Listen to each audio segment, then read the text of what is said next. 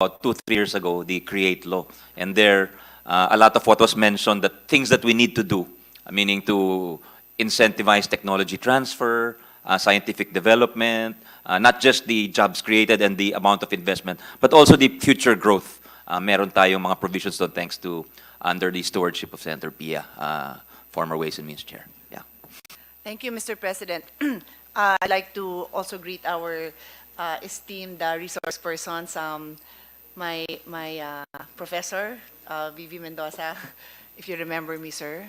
Of course, Chief Justice Davide, we worked very closely when you were our emissary to the United Nations.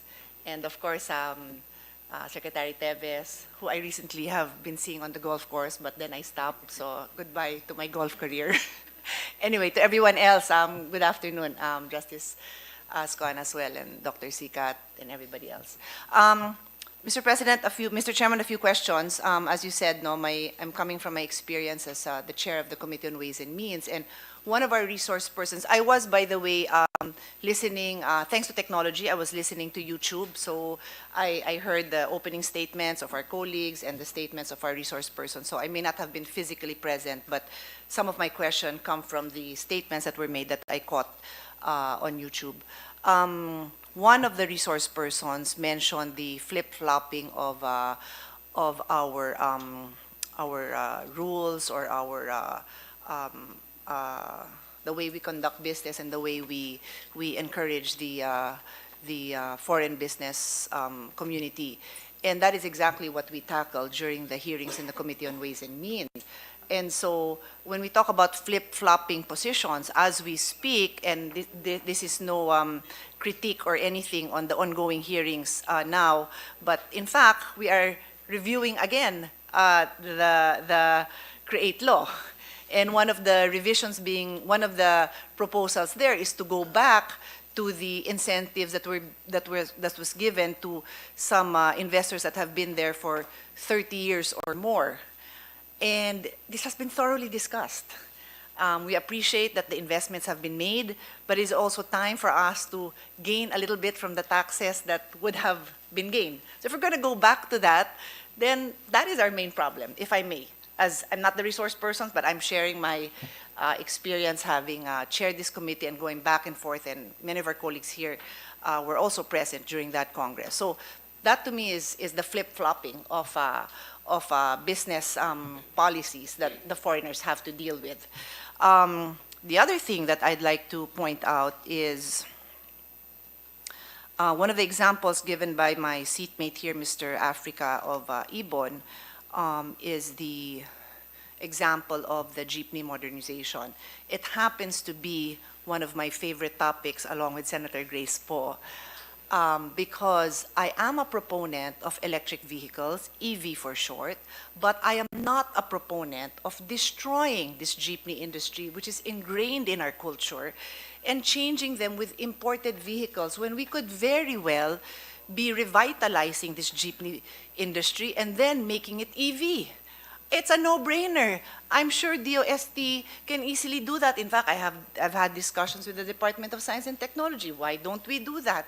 And there is no prohibition for foreigners to participate in that, but it is a lack of political will to save this industry. It is lack of political will to coordinate between DOST, Department of Transportation, the barangays and the municipalities and the cities that have invested their lives in building a community around this jeepney industry. It takes time. It's easier to import.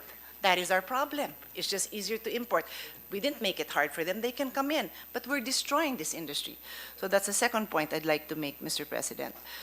The other one is just a quick observation. I share the observation of Mr. Dumdum that he mentioned Vietnam, but other countries. Thailand is one. China is another. They are harping on the need to improve their English so that they can capture the English-speaking market.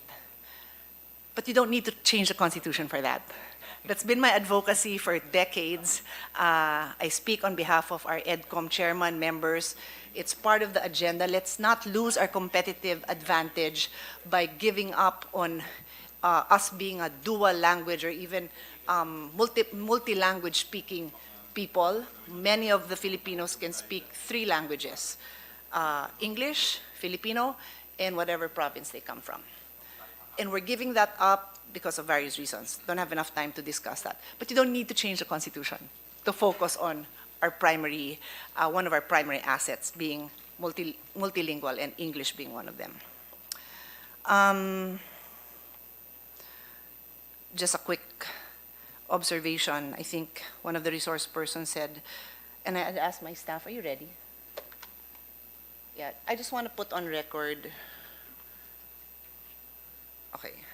So according to the World Economic Forum, and this is already in the Senate, this is already embedded in our archives because we took this up in the Committee on Ways and Means in the debates on CREATE.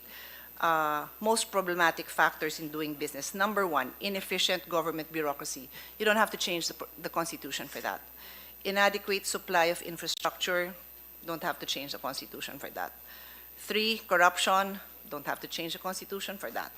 Tax regulations. We can handle that here.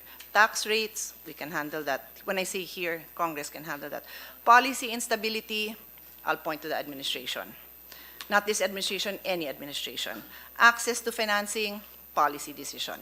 Government instability and coups, all this is creating that possibility. Restrictive labor regulations, policy decision, maybe Congress. And poor work ethic in national labor force. None of this requires constitutional change. I quote, not in exact words, no, but as I said, I was listening. Sabi ni Justice Davide, our problems are not due to the restrictive economic provisions. I humbly concur, and in my second round, would like to get into more details, but I think it would be nice if our justices can bear with us and join us when we have other resource persons from the business side, no? Because we'd really like to get a nice exchange, Mr. Chairman, if you will allow. No, what I'd like is to hear the not now, but like I said, in a succeeding hearing, an exchange of ideas, or where our justices who know what the constitutions allow and do not allow can hear and exchange ideas with the business community on what they feel they need, so that either it comes from the constitutional experts themselves telling them, but you don't need to change the Constitution to do that, or you do need to change the Constitution to do that. This is just my opinion. It's not my intention to put words in the mouth of our esteemed resource person. The other thing that I took note of is Justice Mendoza's statement, the Constitution is the alternative to a revolution. And I felt that was such an emotional statement. We're sitting here today. We are already late for our Senate session. On the floor is... That might be my cue to tell us that... for me to end now. No. The SP extended us to 4 o'clock, Your Honor. Yeah, I know. Yeah, But he's extending us to 4 o'clock. Yeah. Exactly. So. But I mean, we are eating into our time Yes. to work on bills. Yes. But no? it just shows that the Senate is really prioritizing this issue. Go ahead, ma'am. Exactly. Sorry for interruption. No. Totally okay. And on a personal note, I was recently elected Blue Ribbon Chairman, and I had a choice to be working on this all morning or to listen to this debate. So these are the things we give up to have this debate. These are the things we give up so that we don't have a revolution. Anyway, I think I will rest on that high note because that was an amazing statement from Justice Mendoza. I have a few more comments, a few more observations, but I think I've made my point clear, Mr. President. Thank you, Mr. Chairman. Thank you very much, Senator Pia. Next is Senator Grace Poe. If